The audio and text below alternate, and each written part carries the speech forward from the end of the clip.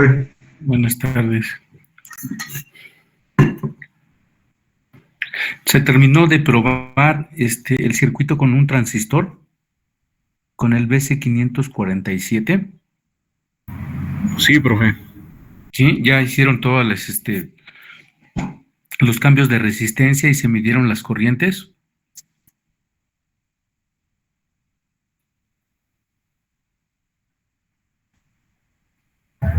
Sí, donde poníamos la resistencia para un voltaje de 6 y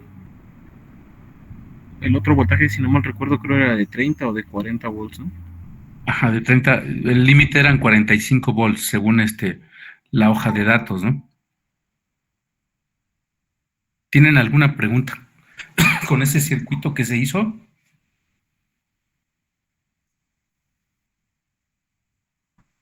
No, profe. Ok, entonces vamos a ver el transistor en etapa de únicamente como conmutador, como un simple switch. Para eliminar un switch de tipo mecánico, cambiarlo por un transistor. Obviamente, un transistor de tipo bipolar va a funcionar para corriente directa. No lo podemos conectar en corriente alterna a menos de que hagamos un arreglo de varios transistores. En este caso va a ser un simple switch. Ahora, prácticamente nuestro transistor va a tener muchas, tiene muchos pros a comparación de un switch de tipo mecánico, pero a fin de cuentas no resulta ser lo mejor. ¿Por qué? Como ya habíamos visto, el transistor,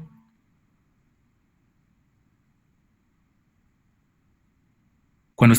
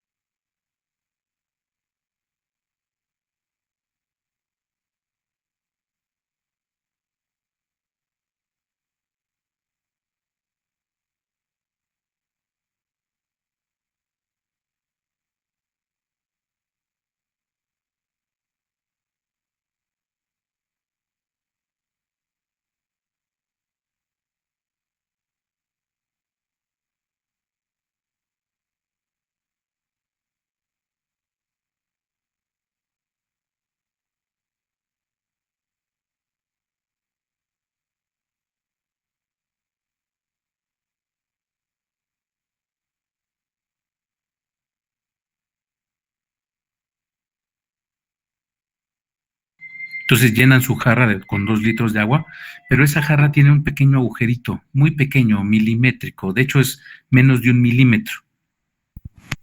Tiene una pequeña Que se deje fuga. entrar a algunos compañeros a la reunión. Sí. ¿Qué pasa con esa jarra, con esa agua, después de 2, 3 días?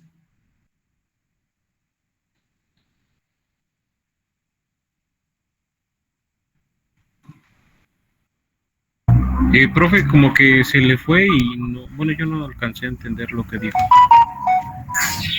Yo tampoco. Sí, profe. Sí, profe.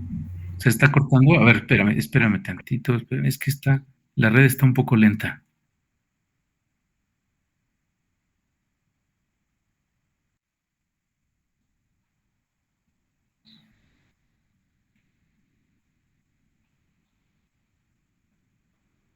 A ver, así como se escucha. Ahí bien, profe. Un poco mejor. ¿Me escuchan mejor? Ok, bueno, un transistor funcionando como switch o como amplificador va a tener una pequeña fuga en todo momento. Siempre va a tener fuga. ¿En qué nos afecta que tenga fuga ese transistor? Es como si estuviera en corto. No está en corto. Que hay una diferencia de potencial, ¿no? Va a haber una caída de diferencia. Ajá, va a haber una diferencia de potencial pequeña, pero va a haber una diferencia potencial. A ver si lo vamos a ver. Vamos a verlo en la gráfica, en las curvas de desempeño del transistor, para ver si me entienden ahí.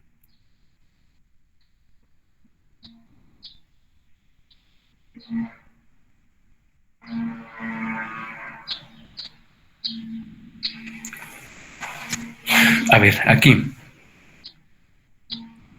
Estas curvas de desempeño son con la configuración de emisor común.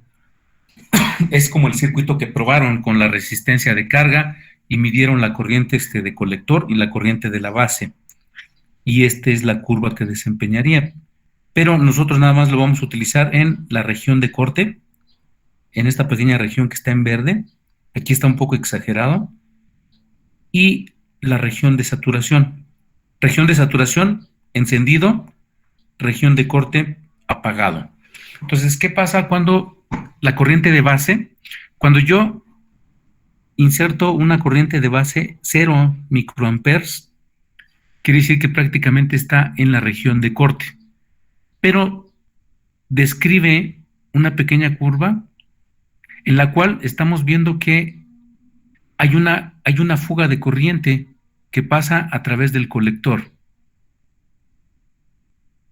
Aquí está la escala está en miliamperes, entonces aquí estamos a menos de medio miliamper, como a 0.3, 0.4 por mucho llega, pero esta es una pequeña corriente que se está fugando, aun cuando el transistor está apagado. Es la región de corte, cuando yo le digo al transistor que se apague, y cuando la corriente de base es prácticamente cero, aunque puede ser 0.00001 microamperes, pero prácticamente cero. Hay una pequeña corriente de fuga que en todo tiempo se está drenando hacia la tierra, todo el tiempo se está drenando. Entonces, esta corriente siempre va a estar presente, siempre se va a estar fugando en un transistor de tipo bipolar. Si nosotros queremos un transistor más eficiente, necesitamos utilizar otro tipo de transistor, como un IGBT, como un MOSFET, que funcionan con otra tecnología. En este caso, el bipolar, este transistor bipolar funciona en base a estas curvas.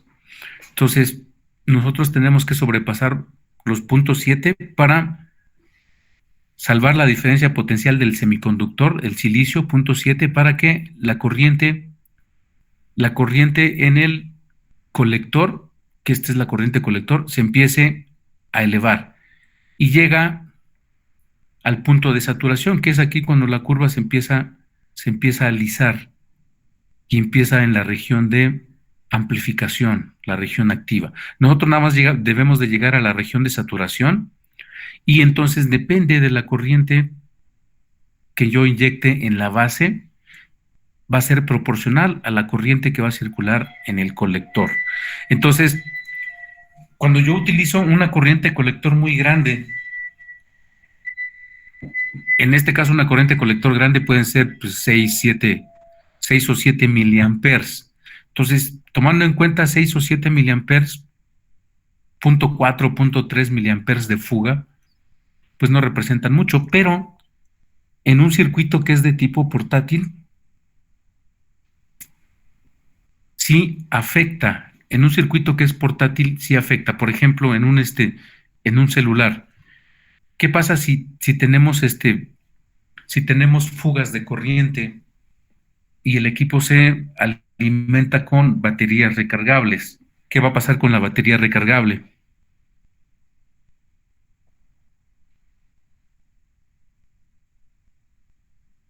¿Siguen ahí? ¿Qué pasa con esa batería? ¿Va descargando la batería? Se va descargando más rápidamente la batería.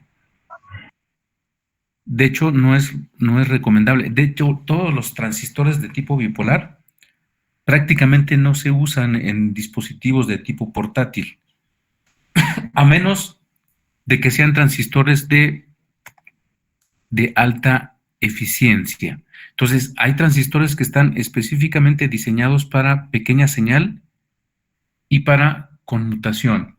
Entonces, ¿a dónde lo voy a ver? En la hoja de datos, en la parte de aplicación. En la parte de aplicación, yo voy a ver para qué está diseñado el transistor.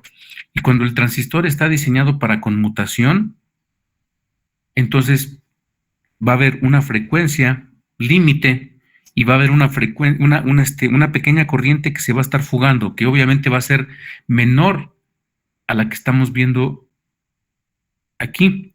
Esta corriente de fuga aquí es bastante grande en el colector, corriente de colector. Si se está fugando con una corriente de base de 0 microamperes, prácticamente el transistor está apagado, pero hay una pequeña corriente de fuga que se está incrementando conforme incremento el voltaje de colector y emisor. Se está incrementando el voltaje, entre más incrementa el voltaje, hay una pequeña pendiente que llega como a 0.4, pero si nos vamos a la región de saturación y corte, esa corriente puede ser 0.3, 0.2. Es una corriente considerable de fuga. Yo diría que es bastante, porque estas curvas representan a un transistor de uso general. Entonces, es bien importante saber la diferencia entre un transistor de uso general, un transistor de uso especial. Entonces, un transistor de uso general no importa, es como cuando vimos cómo se seleccionaban los capacitores. Recuerdan que los capacitores, si yo voy a una tienda, nada más al vendedor le importa que sea de qué capacidad en microfaradios y a qué voltaje. Y si es electrolítico o es cerámico y ya, nada más. En ninguna parte me dicen cuántas fugas yo requiero que tenga el capacitor. En otras palabras, cuál es el ESR en ohms. Eso se refiere a las fugas que va a tener el capacitor. Es porque me dan un capacitor de tipo genérico. Entonces, ¿cuándo me doy cuenta que yo necesito otro capacitor que es diferente a uno genérico? Cuando me empiezan a importar las fugas. En el caso de un transistor bipolar también es importante saber cuándo voy a utilizar uno genérico. Por ejemplo, cuando no me importan las fugas, cuando esto que se está fugando en todo momento, esta región verde, no me importa, entonces uso un transistor general, donde no me importa que tenga fugas, donde no me importa la respuesta que va a tener el transistor, porque a lo mejor yo espero que la respuesta del transistor sea instantánea, pero no va a pasar así. Va a tener un pequeño retardo, que a lo mejor ese pequeño retardo, pues no es mucho, ¿no? Pero ese pequeño retardo en muchos circuitos sí importan. Vamos a ver cómo es que me pueden afectar.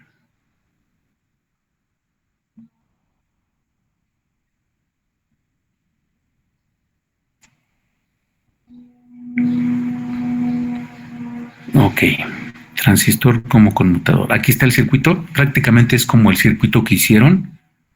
Este circuito con un transistor, nada más que aquí tiene este arreglo de dos transistores R1 y R2, es un divisor de voltaje. Este divisor de voltaje va a servir para polarizar la base de este transistor. ¿Por qué yo necesito un divisor de voltaje para polarizar el transistor? En todo momento, la base del transistor debe detectar el voltaje de corte y el voltaje de saturación. Entonces, por ejemplo, es un transistor de tipo NPN. Permítanme un momento, por favor.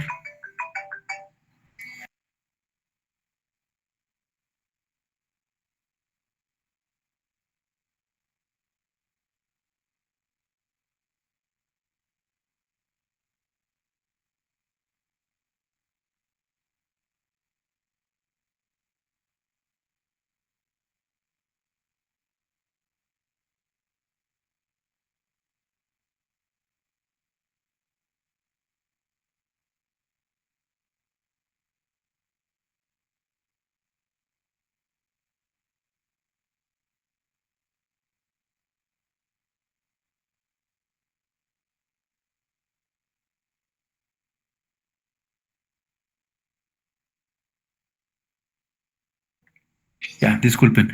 Entonces, este es el modelo de de lo que hace un transistor en conmutación. Entonces, necesitamos este divisor de voltaje porque en todo momento el transistor, perdón, tiene que detectar un voltaje positivo o negativo, en todo momento. Entonces, este es un transistor tipo NPN. Quiere decir que yo lo polarizo con un voltaje positivo en la base. Esta es la base. Para que yo lo ponga en saturación, tiene que ser un voltaje positivo. Pero ¿qué pasa cuando yo lo quiero que esté en corte? Entonces debe de detectar un voltaje que es negativo. Entonces yo necesito las dos polaridades en este punto, en este nodo. Entonces, ¿quién me da la polaridad positiva? Aquí, el voltaje E, BE. Me da el voltaje positivo. Entonces polarizamos la base de este transistor con un voltaje positivo, aquí como se ve, un pulso positivo, y entonces el transistor se satura, y entonces hay conducción entre la corriente que viene de VCC, pasa por RC, pasa por el colector y se drena por el emisor. Y entonces está en saturación. ¿Qué pasa cuando está en cero? BE está en cero. BE está en cero y entonces esta resistencia le sirve para drenar la corriente de fuga que le está dando una polaridad negativa. Polaridad negativa quiere decir que el transistor va a estar en corte y entonces se interrumpe la corriente que pasa de colector y emisor y entonces hay una pequeña corriente de fuga, pero prácticamente RC está desconectado.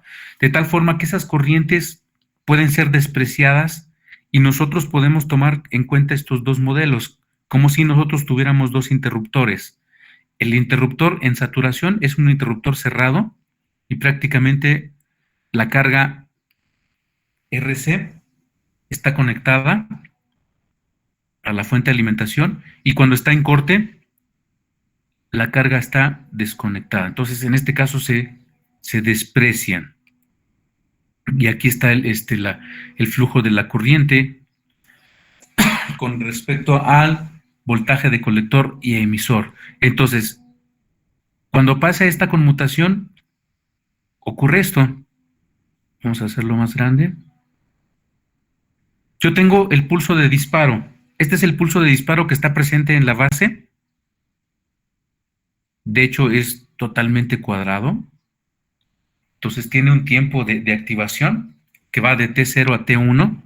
Entonces, graficamos tiempo con respecto a diferencia potencial en volts y tenemos un pulso que se introduce en la base del transistor, pero lo que pasa en el colector, donde se supone que va a circular la corriente de colector, hay una deformación de esta señal que es cuadrada y hay un tiempo que se está retardando. De hecho, este es un retardo de tiempo para el encendido y este es un retardo de tiempo para el apagado.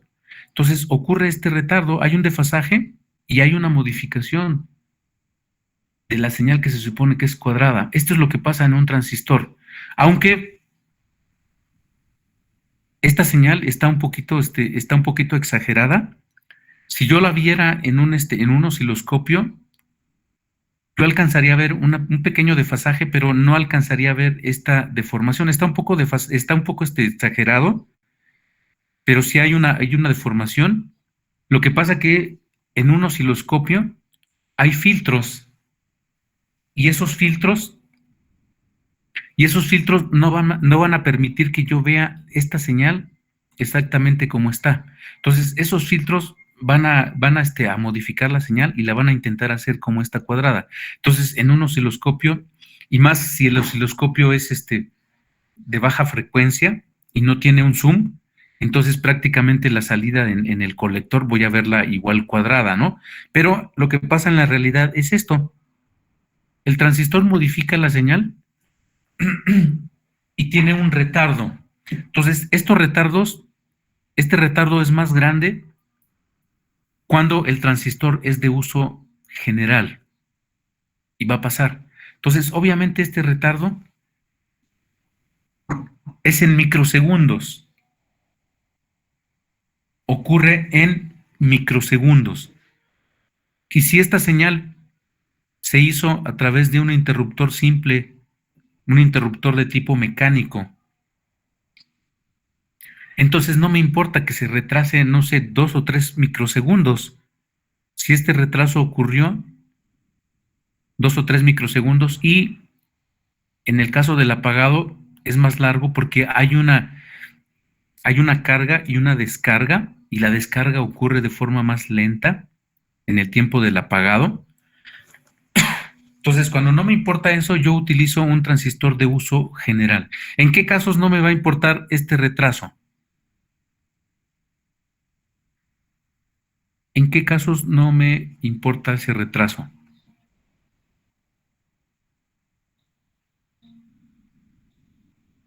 ¿Siguen ahí?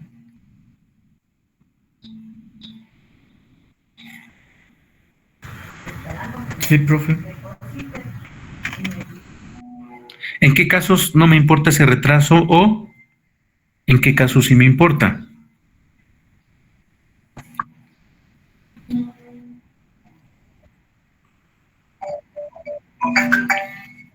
Uno de propósito general. Ajá.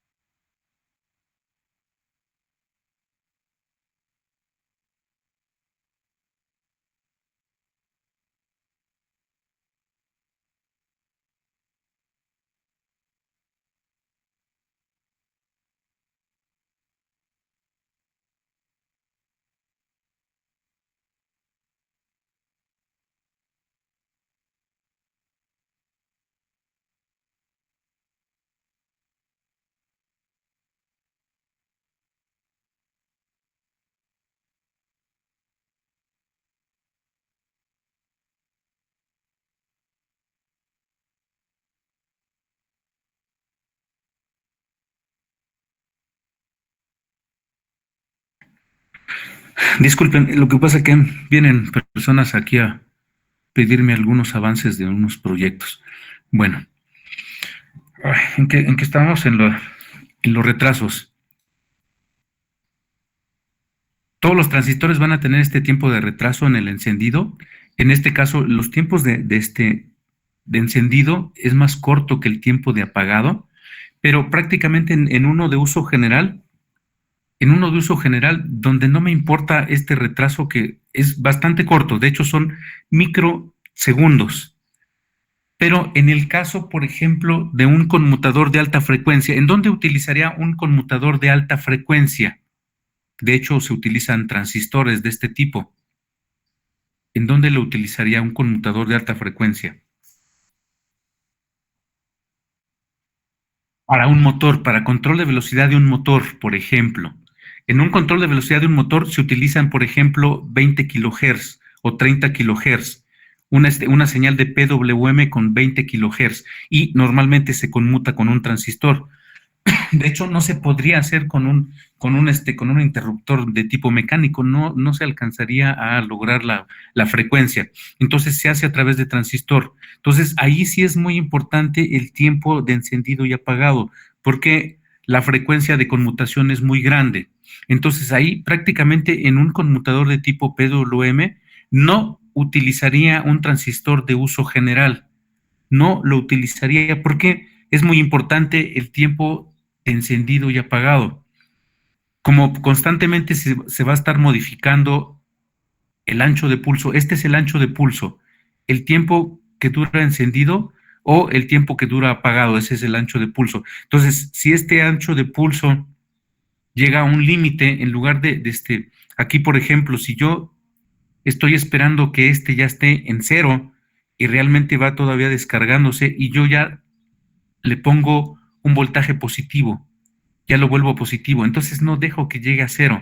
Entonces se pierde la señal cuadrada de PWM y entonces se estaría convirtiendo como en una señal ya de tipo filtrada, como si el efecto que haría un capacitor lo estaría haciendo el transistor, que no deja que la señal llegue a cero y entonces retoma desde este punto y lo sube otra vez al positivo y no deja que baje a cero. Entonces la señal cuadrada no se llega a formar y entonces el PWM se pierde prácticamente y entonces el motor no estaría recibiendo una señal PWM que normalmente se controla a través de un microcontrolador, no estaría detectando y la retroalimentación haría que mi motor estuviera vibrando o por lo menos que la velocidad no fuera constante, estuviera variando. Entonces, hay casos muy importantes en que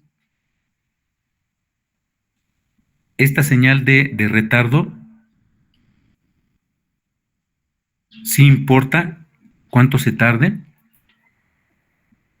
Lo que quiero es que el retardo de encendido y el retardo en el apagado sean mínimos, porque no me voy a deshacer de ellos. En todo momento van a estar estos retardos, aún aunque tenga yo un transistor que funciona, que está diseñado específicamente para conmutación, de todos modos va a tener un retraso. ¿Cuál va a ser la diferencia de uso general? Es que este retraso va a ser más pequeño. Eso va a ser la única diferencia, que el retraso va a ser mucho más pequeño. Entonces, siguiente paso, vamos a conectar un transistor con una carga real, que sería un LED, pero para que valga la pena utilizar un transistor, vamos a ponerle varios LEDs, por ejemplo 5, para que la corriente sea mayor. Entonces vamos a poner 5 LEDs en paralelo, con una fuente de alimentación independiente, y la fuente de base la vamos a poner también diferente a esa. La fuente de base la vamos a poner con 6 volts, y la fuente de los LEDs la ponemos con 12 volts. Obviamente debe de llevar una resistencia. ¿Sí recuerdan cómo se calcula una resistencia para un LED? No.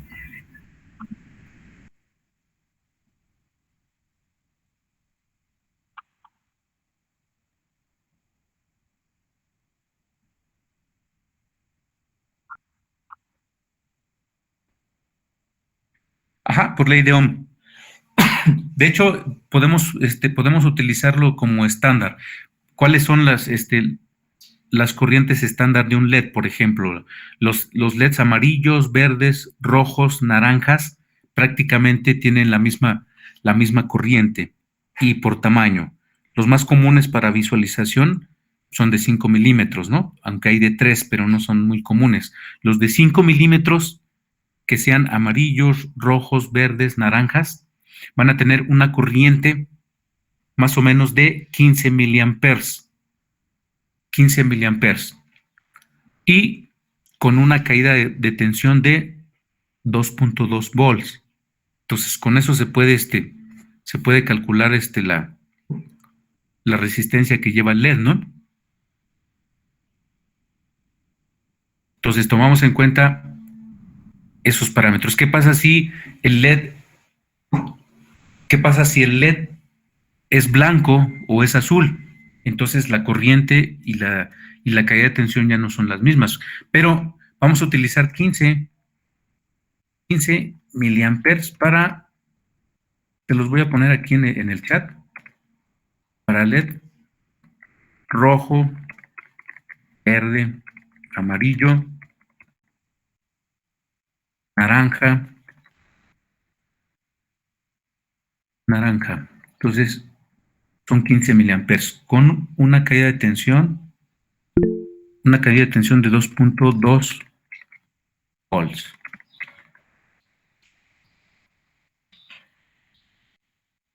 Caída de tensión. ¿Qué pasa entonces si yo conecto mi LED a una fuente de alimentación de 12 volts?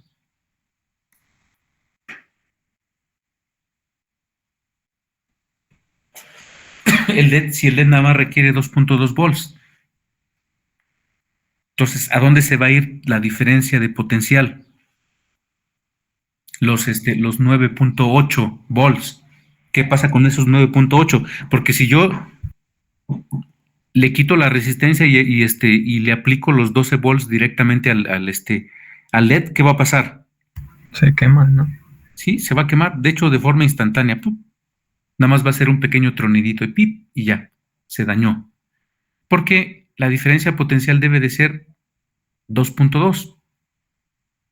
Y si yo la incremento a más de 2.2, entonces el LED se va a empezar a estresar.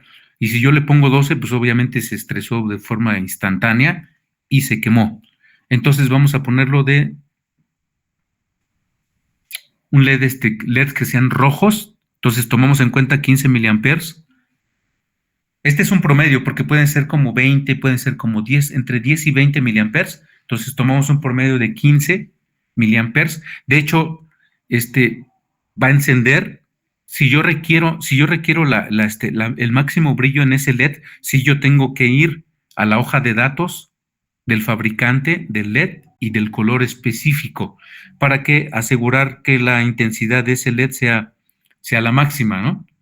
Entonces, aquí vamos a tomar 15 y va a ser una intensidad media con 2.2 volts. Entonces, ¿qué hago con la ley de Ohm? ¿Qué voltaje tomo en cuenta para la caída de tensión de la resistencia? El de los 2.2, ¿no? El de 2.2. No, de hecho no. El de 12 volts.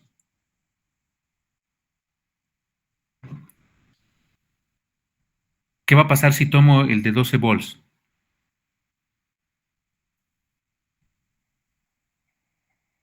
A ver, vamos a empezar a hacerlo acá. Vamos a hacer un modelo en Multisim. ¿Se acuerdan de las leyes de Kirchhoff? Un poco.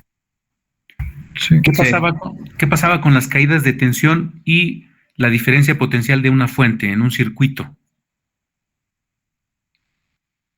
Todas se igualaban a cero, ¿no, profe? Ajá, se igualan a cero. De hecho, es una ley, la ley de las mallas, ¿no? O ley de voltajes, que nos dice que la suma de las caídas de tensión es igual a la diferencia potencial de la fuente de alimentación. Entonces, vamos a tener dos mallas. En nuestro transistor vamos a tener dos mallas. A ver si se ve acá. ¿Cuál es una malla? Una malla está aquí con la resistencia de la base. Esta es una malla. Vamos a tomarle nada más en cuenta nada más una resistencia, no vamos a poner un divisor de voltaje, únicamente una resistencia. Entonces R2 la quitamos.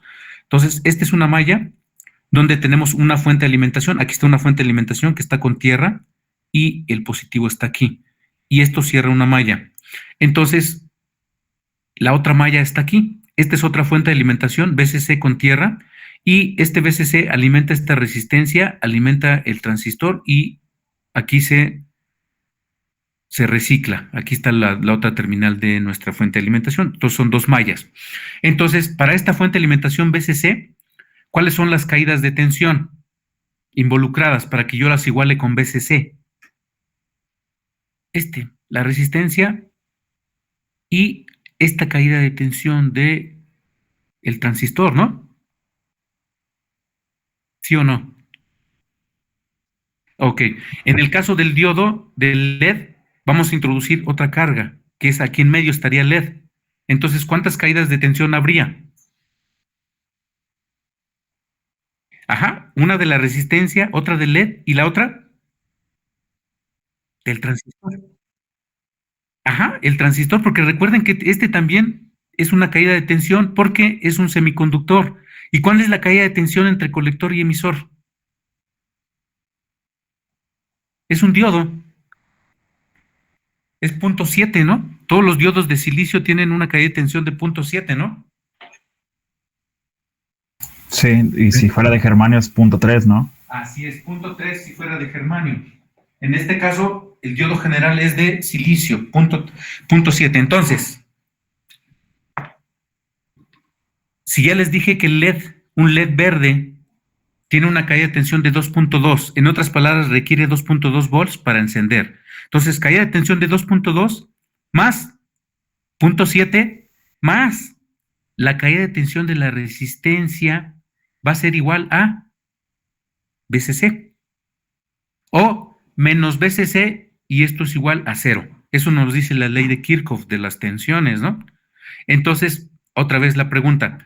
Entonces, ¿qué diferencia potencial utilizo en la ley de Ohm para calcular la resistencia de protección para el LED?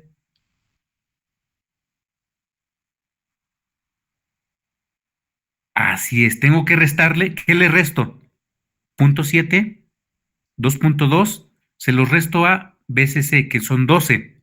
Entonces le resto 2.2, le resto 2.7 y es el voltaje que debo de tomar en cuenta para calcular la resistencia. Entonces, ¿cuánto es? 12 menos 2.2 menos 0.7. 9.1, ¿no? 9.1. Ese es el voltaje que voy a utilizar para calcular la resistencia de protección de el LED. Y ese es un LED nada más. ¿Sí me están siguiendo? Sí, profe. Ok, entonces en lugar, aquí, en este punto, entre estos dos puntos, entre la resistencia y el transistor va a estar el LED. Pero van a ser 5 LEDs en paralelo aquí. ¿Qué pasa con la corriente? Porque una corriente es de 15 miliamperes para un LED. ¿Qué pasa con las corrientes en paralelo? Se suma, ¿no? Se suman. Entonces, 15 miliamperes por 5. Y esa es la corriente que va a pasar a través de nuestra resistencia y a través de el transistor. Entonces, la corriente que voy a sustituir en la ley de Ohm va a ser 15 miliamperes, pero multiplicado por 5. Y entonces ya me va a dar el valor de esta resistencia.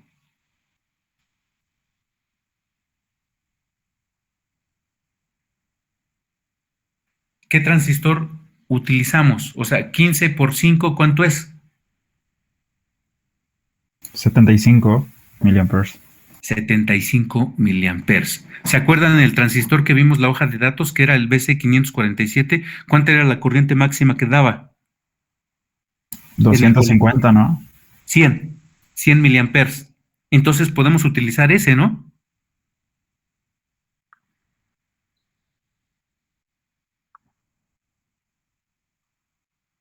250, no, eran 100, me parece. A ver, vamos a verlo otra vez.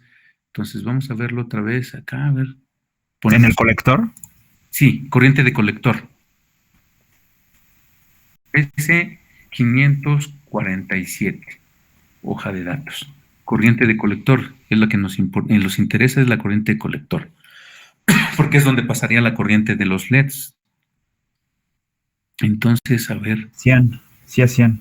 100 miliamperes. Es un máximo, ¿no? Entonces, si demandamos 75, entonces sí podemos utilizarlo, ¿no? Sí, no habría problema. No lo sobrepasa. No, Está no cerca sobrepasa de- los... Ujú. Entonces, a ver, vamos a ver, aquí está. Está un poquito lenta. Y de colector, ahí está, son 100 miliamperes. 100 miliamperes en la corriente colector, esta. 100 miliamperes. Necesitamos 75, entonces sí se puede. Entonces, el voltaje a emisora base son, en el 47 son 6 volts. Ahora vamos a las curvas para ver cuál curva voy a necesitar o cuánta corriente yo necesito en la base para calcular la resistencia de la base, porque esa es otra resistencia.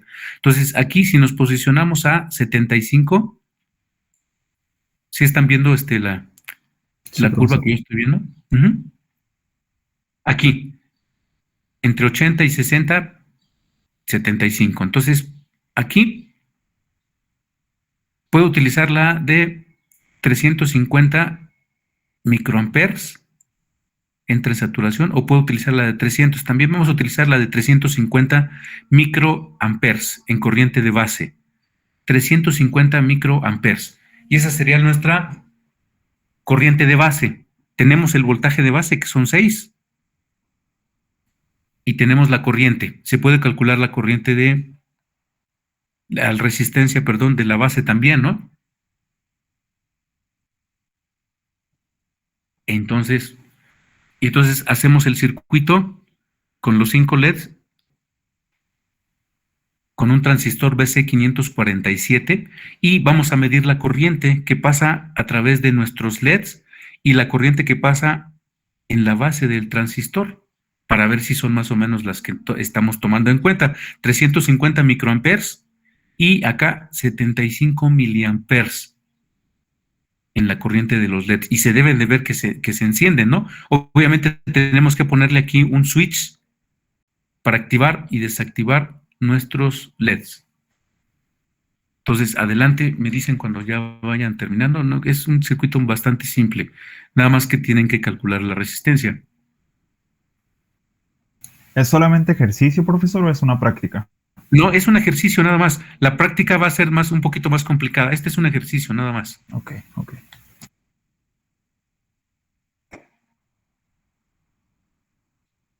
Los valores para el cálculo se los puse aquí en el chat para los LEDs. Nada más que recuerden que esos 15 miliamperes por cada LED, y vamos a utilizar 5. No importa la caída de tensión, es la misma. Como están en paralelo, la caída de tensión va a ser la misma. Aquí mencionó que había que colocar un push button.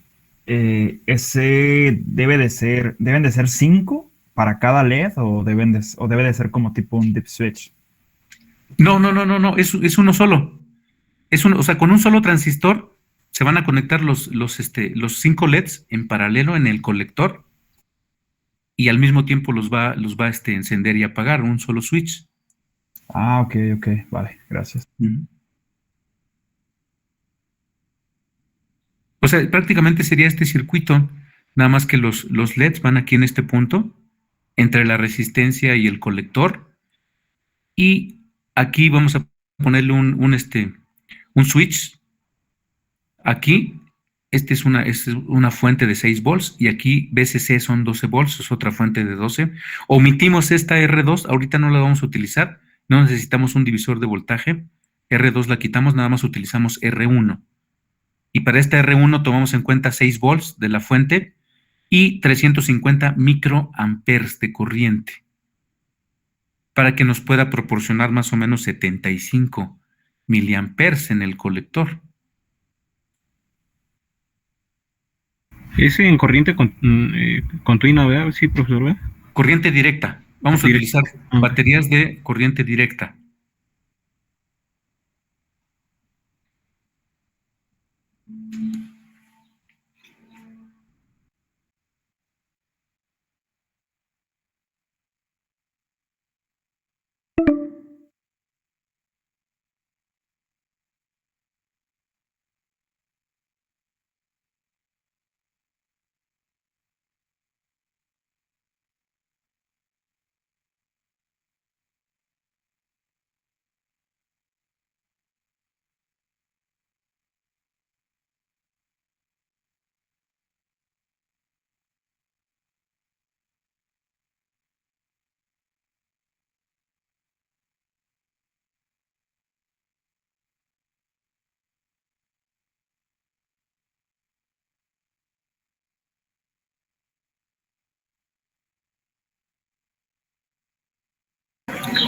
Se va a terminar nuestra sesión en un rato y nos pasamos a la otra liga, por favor.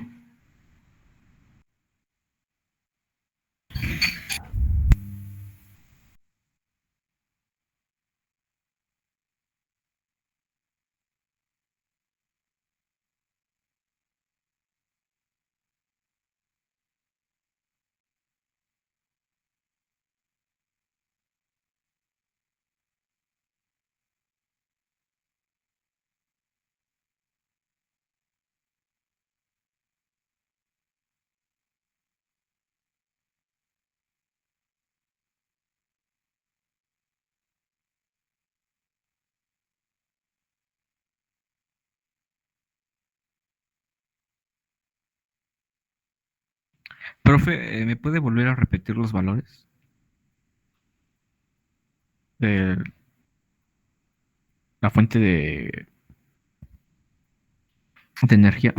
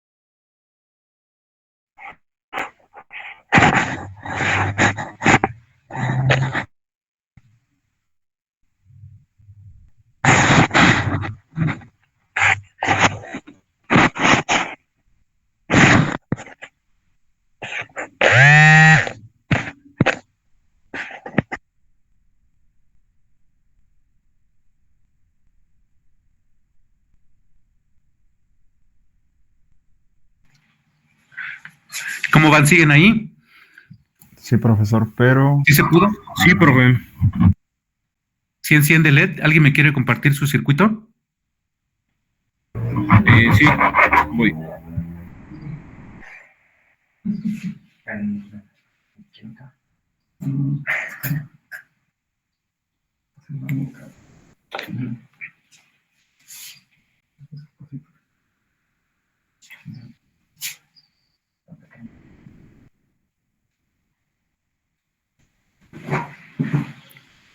¿Quién tuvo problemas con el circuito, con los cálculos y eso?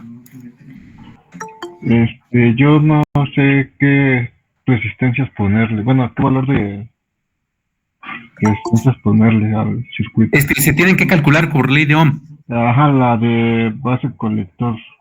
Sí, de hecho, La de las colector y emisor, ¿no? Y la de. También la de base. también la de base. Sí, la de base tomando en cuenta los 350 microamperes y el voltaje de 6 volts. Ok.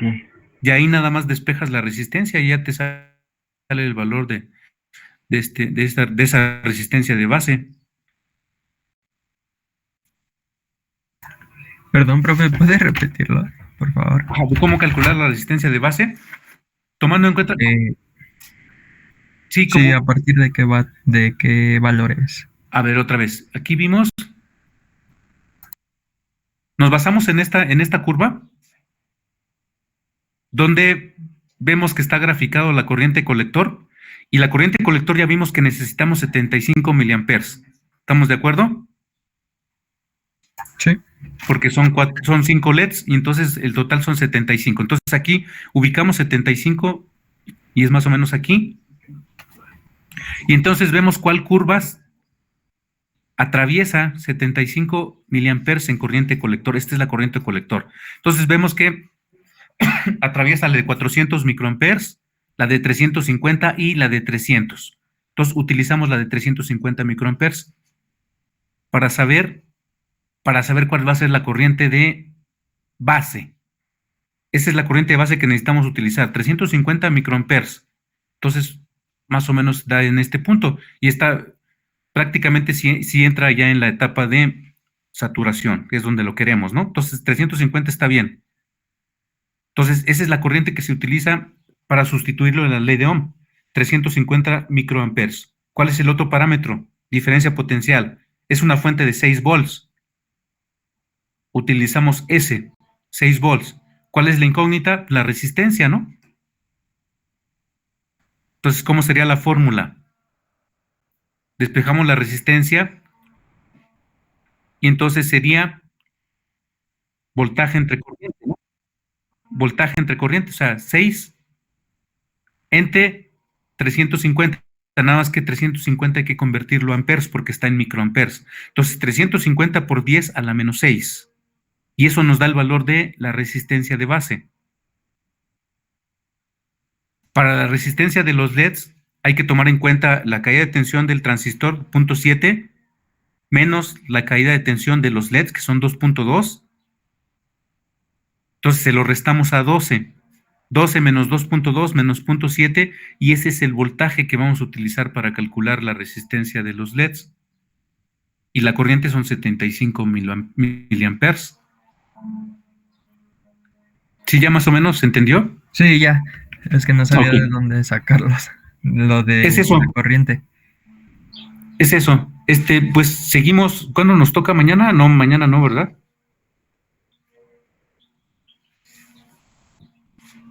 el jueves. Hasta el jueves. Seguimos el profe. jueves. El jueves vamos a preparar lo que vamos a hacer en la práctica, pero va a ser de transistores en conmutación. Igual se va a calcular, pero ya vamos a hacer un circuito ya más real, un circuito que sí se utiliza en la vida real, ¿no? Entonces, pero terminamos primero esto el jueves y preparamos la práctica que la haríamos el viernes. Ok. Entonces, nos vemos el jueves. Se cuidan. Nos vemos. Gracias. Nos vemos, profe. Profesor, nos vemos el jueves. Hasta luego. Hasta luego.